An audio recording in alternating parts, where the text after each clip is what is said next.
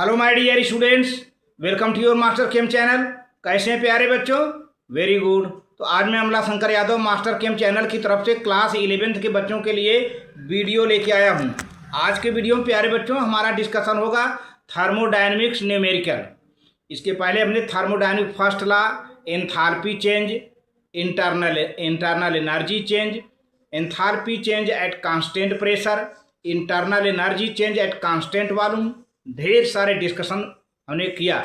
Are की value kilo joule में, calorie में, किलो कैलोरी में कैसे कैसे रखना है, पूरा हमने डिस्कशन पिछले वीडियो में किया।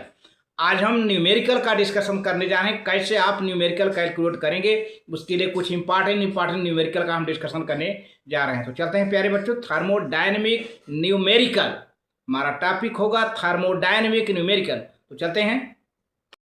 हाँ तो प्यारे बच्चों, ये क्लास 11th लेक्चर नंबर 10 है, थर्मोडायनेमिक न्यूमेरिकल प्रॉब्लम। तो प्यारे बच्चों, थर्मोडायनेमिक न्यूमेरिकल प्रॉब्लम में देखिए पहले क्या है। आप पहला क्वेश्चन पढ़े, ध्यान से पढ़िए। क्वेश्चन को ध्यान से पढ़ना बहुत ज़रूरी है, और जो जो पॉइंट मैं बोलता जाऊँ उसको भी नोटिस करते जाइए, क्योंकि इसके पहले मैं वो पॉइंट बोल चुका हूँ, फिर भी यहाँ मैं रिपीट करूँगा। The heat of combustion of benzene. तो भाई बेंजीन लिक्विड होता है, हमने गैसियस स्टेट की बात कहा था। The heat of combustion of benzene in bomb calorimeter. Bomb calorimeter जब आए तो आप क्या समझ, देखिए कुछ तो थ्योरेटिकल कंसेप्ट होना चाहिए। जब बम्ब कैलोरी मीटर आए तो आप क्या समझेंगे कि वॉल्यूम कांस्टेंट होगा। हमने अपने से यहाँ पर लिख दिया है, ये न्यूमेरिकल में था नहीं। The heat of combustion of benzene in bomb calorimeter was found, ये मैंने ब्रैकेट में लिखा, दैट इज कांस्टेंट वॉल्यूम, ये मैंने अपने से बढ़ा दिया है ना। The heat of combustion of benzene in bomb calorimeter was found to be 32,063.9, यानी 3263 है। ये है 3263.9 किलो जूल पर मोल है। ये बेंजीन का heat of combustion constant volume पर है। तो कांस्टेंट वॉल्यूम पर आप क्या समझते हैं भाई? Internal energy change. अच्छा, एट 25 डिग्री सेल्सियस टेम्परेचर किस में दिया है, नोटिस करते जाइए। टेम्परेचर आपको डिग्री सेल्सियस में दिया है, आपको इसे केल्विन में ले लेना है, 273 ऐड करके। फिर आगे calculate the heat of combustion of benzene at constant pressure. अब हीट ऑफ कंबस्चन बेंजीन की कांस्टेंट प्रेशर में मांगा जा रहा है, मतलब डेल्टा एच आपको कैलकुलेट करना है, एंथैल्पी चेंज करना है, क्योंकि बम्ब कैलोरी मीटर का नाम लिया जा रहा है। तो प्यारे बच्चों समझा करो कि वॉल्यूम वहाँ कांस्टेंट हो जाता है बम्ब कैलोरी मीटर में। तो अब आप पहले फार्मूला लिखिए, ये है बेंजीन, यहाँ पर लिक्विड। अब आपको बेंजीन बताया नहीं जाएगा कि लिक्विड है, बेंजीन लिक्विड में होता है ना। अब यहाँ पे 7.5 मॉलिक्यूल ऑफ ऑक्सीजन यूज हो रहा है, 7.5 मॉलिक्यूल ऑक्सीजन यूज हो रहा है कंबस्चन में। तो अब बेंजीन लिक्विड है, लेकिन रिएक्टेंट में ऑक्सीजन गैस है। आप ये नोटिस करिए, रिएक्टेंट में ऑक्सीजन गैस है, और प्रोडक्ट में कार्बन डाइऑक्साइड वो गैसियस स्टेट में है। फिर प्रोडक्ट में 3 मॉलिक्यूल ऑफ H2O बन रहा है, वो लिक्विड में है। लिक्विड को लेना नहीं है, लिक्विड सॉलिड को नहीं लेना है, गैसियस के लिए हमने डिस्कशन किया था। तो यहाँ पर मैंने लिख दिया है कि here O2 is gaseous in reactant and CO2 is gaseous in product. तो number of moles of product कितना है? 6 NP माने number of mole of product 6 है भाई, ये कार्बन डाइऑक्साइड प्रोडक्ट है। And NR number of mole of reactant क्या है? 7.5 हो गया। ये O2 का, इसका नहीं लिया क्योंकि ये लिक्विड में है, वाटर का नहीं लिया क्योंकि लिक्विड में है, आपको गैसियस स्टेट का लेना है। चलिए, तो प्यारे बच्चों डेल्टा एन जी माने number of change in number of mole of gaseous states, है ना। तो NP माइनस NR होगा। तो NP की वैल्यू आपको 6 मिला है, 6 कार्बन डाइऑक्साइड। NR यानी यहाँ 7.5 ऑक्सीजन है। आप इसको माइनस कर लेंगे तो क्या हो जाएगा, 2 7 जा 14, एक 15/2 हो जाएगा, 2 6 जा 12, 12 में से 15 हो निकल जाएगा, -3/2 आ जाएगा। यानी इन नंबर ऑफ मोल्स चेंज क्या हो जाएगा, -3/2। ठीक है, इसकी वैल्यू रखे रहिए, आप इसको नोट कर लें इतना, तो हम आगे बढ़ें। ठीक है, क्वेश्चन को नोट कर लें, आगे बढ़ें कि अभी कैसे क्या आपके पढ़े। देखिए, number of moles of change को नोट करते समय आप gaseous state of product and reactant लिया करिए। ठीक है, चलिए डेल्टा NG हो गया। अब at constant volume heat of combustion क्या है, इंटरनल एनर्जी चेंज ही तो होता है। डेल्टा U या डेल्टा E या QV का मतलब ये कांस्टेंट वॉल्यूम पर हीट है ये। ठीक है, तो जब कांस्टेंट वॉल्यूम आए तो इंटरनल एनर्जी की बात आती है। अच्छा, गिवन कितना दिया है, कितना दिया है ये, इसकी वैल्यू कितना दिया है, -3263.9 किलो जूल पर मोल, क्योंकि हीट ऑफ कंबस्चन है ना प्यारे बच्चों, माइनस। अब टेम्परेचर T लिया जाएगा, 25 डिग्री सेल्सियस में टेम्परेचर दिया है।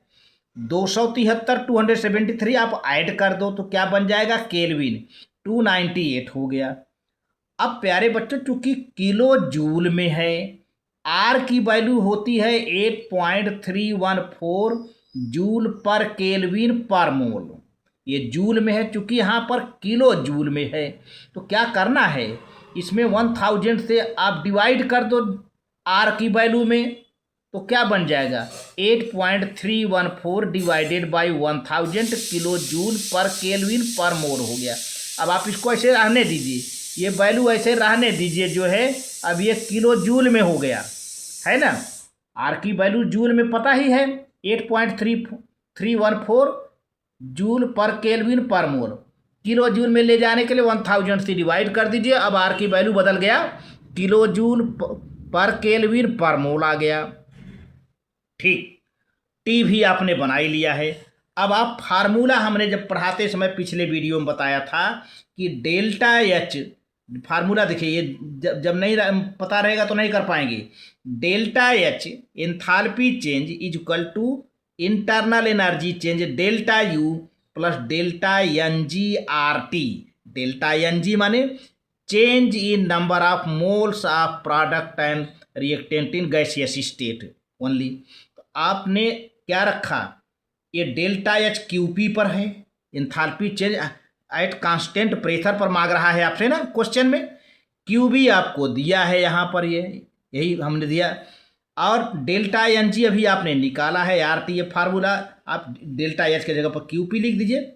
हीट जो है eight constant pressure, delta U पर कांस्टेंट वॉल्यूम में बम्प कैलोरीमीटर में दिया ही है, डेल्टा NG RT सब रख दीजिए। देखिए मैंने कैसा वैल्यू रखा है, QB की वैल्यू 3263.9 हो गया किलो जूल पर मोल हो गया, और प्लस ये प्लस लिख दिया हमने, क्योंकि डेल्टा NG की वैल्यू -3/2 अभी आपने देखा था पिछले पेज पर, हमने लिख दिया।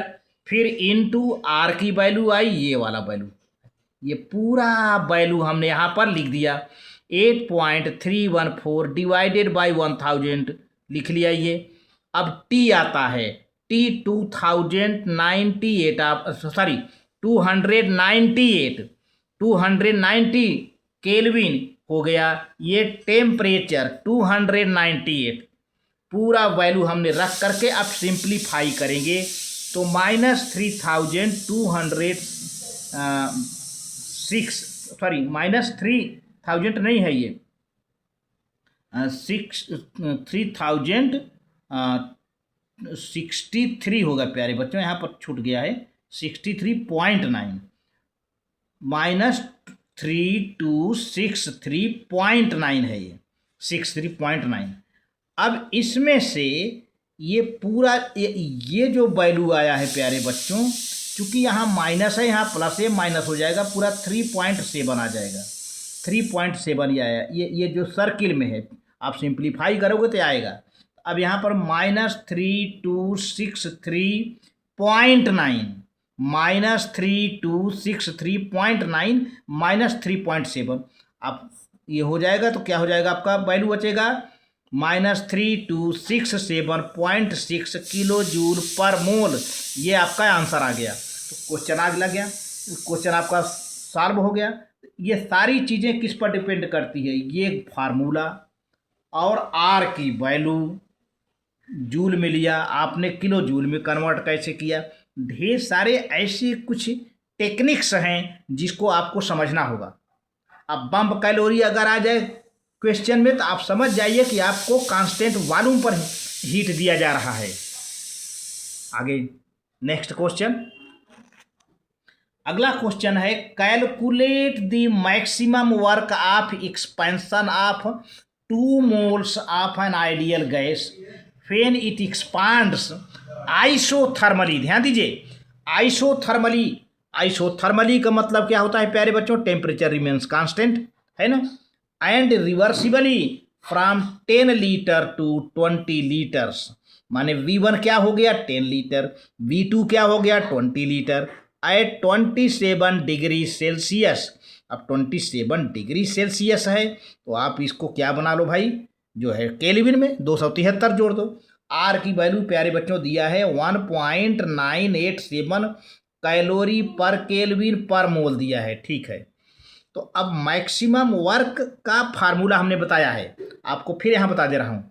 Maximum work done in reversible isothermal expansion of an mole of an ideal gas from initial volume V1 to final volume V2 is given as.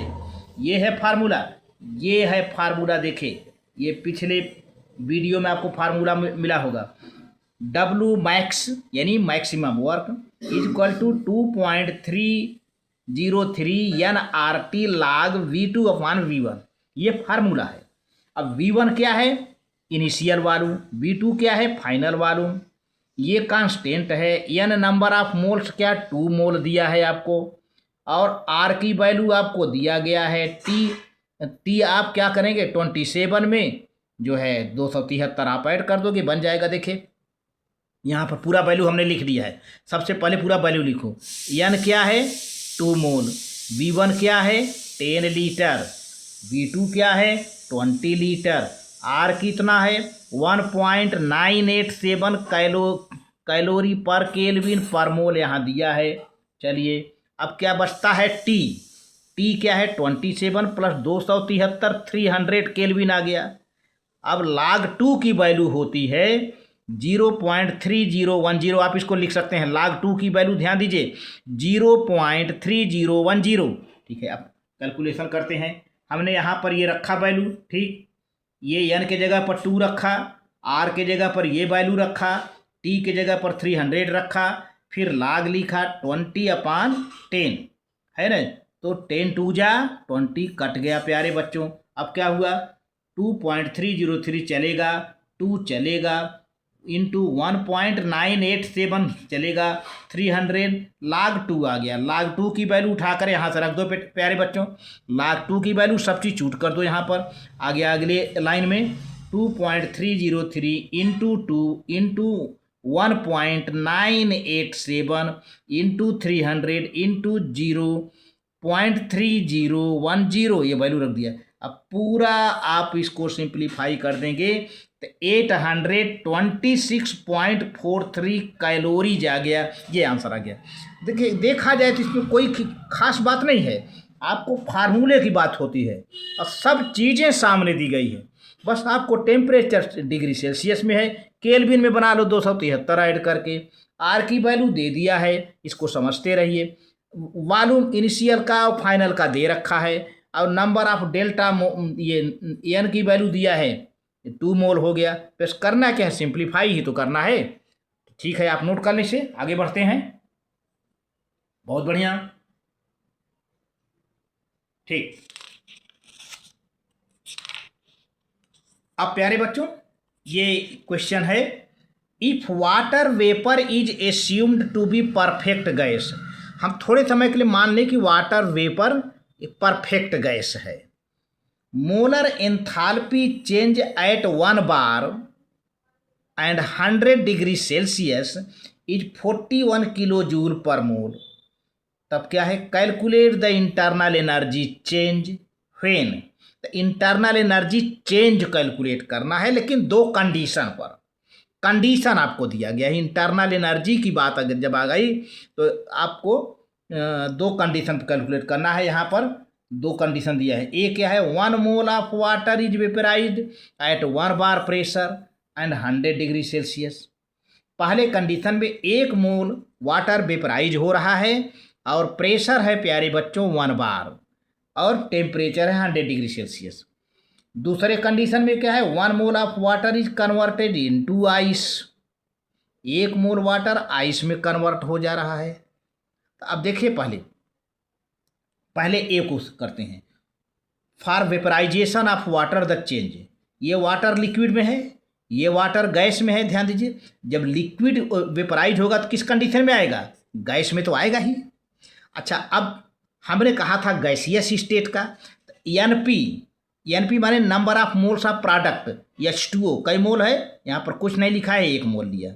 अब NR number of moles of reactant. तो reactant में तो liquid है, तो आप इसको 1 न मत लो, क्योंकि लिक्विड है ना, ये गैस होता तो लेते। लिक्विड नहीं है, लिक्विड है तो इसको कुछ नहीं मानेंगे, इसको 0 मानेंगे। 0 यानी रिएक्टेंट में कोई गैस है ही नहीं है, रिएक्टेंट में कोई गैस है ही नहीं है, तो number of moles of reactant 0। बहुत बढ़िया।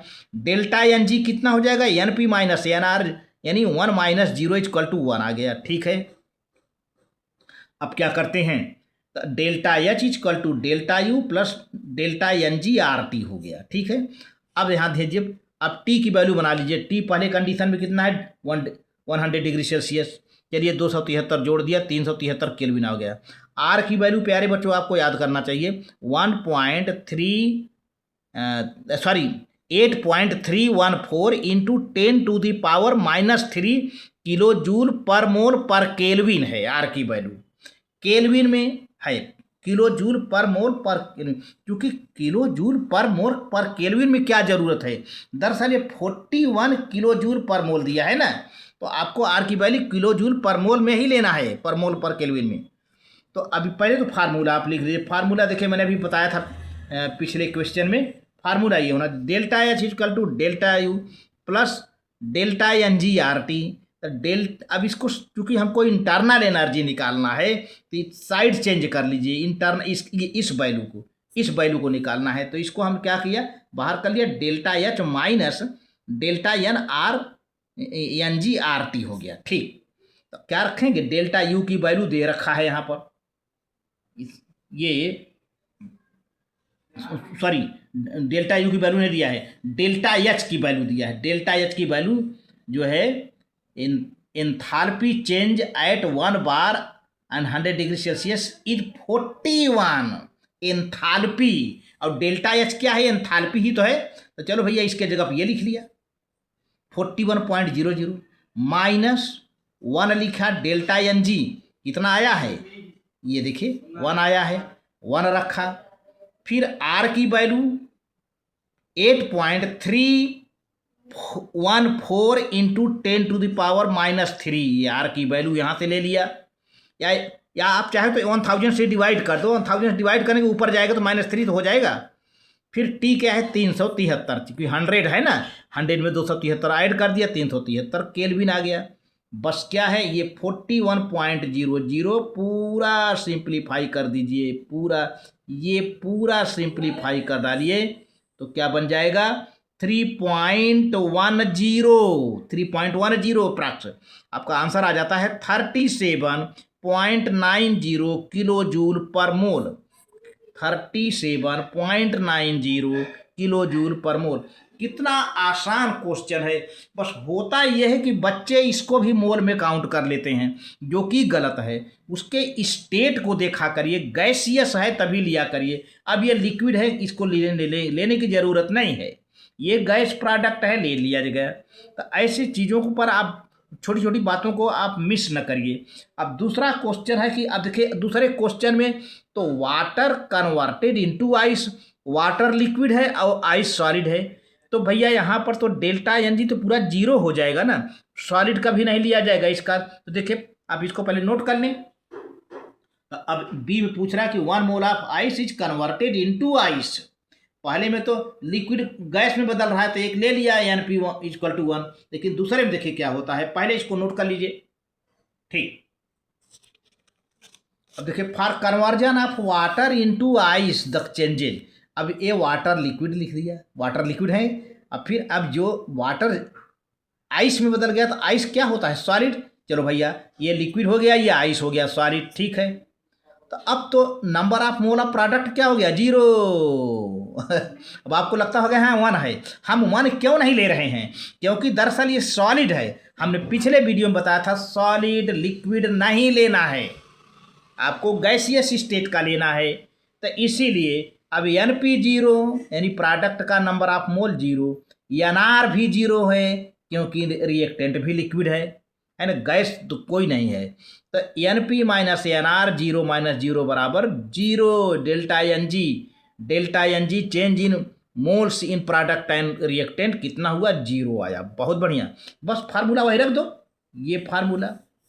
अब इस कंडीशन में चेंज ऑफ एंथैल्पी ना ये है delta H equal to delta U plus delta N R T. तो delta H equal to delta U plus zero, इसके जगह जीरो इंटू आर टी, ये पूरा जीरो हो जाए तो क्या हुआ, delta H equal to delta U. तो भैया क्या है, डेल्टा एच की वैल्यू सवाल में दिया है 41.00, जितना डेल्टा एच होगा उतना डेल्टा यू होगा, उतना इंटरनल एनर्जी चेंज होगा। और क्या 41 यानी आंसर आपका वही आ गया 41.00 किलो जूल पर मोल। ये आंसर हो गया प्यारे बच्चों, बहुत बढ़िया क्वेश्चन।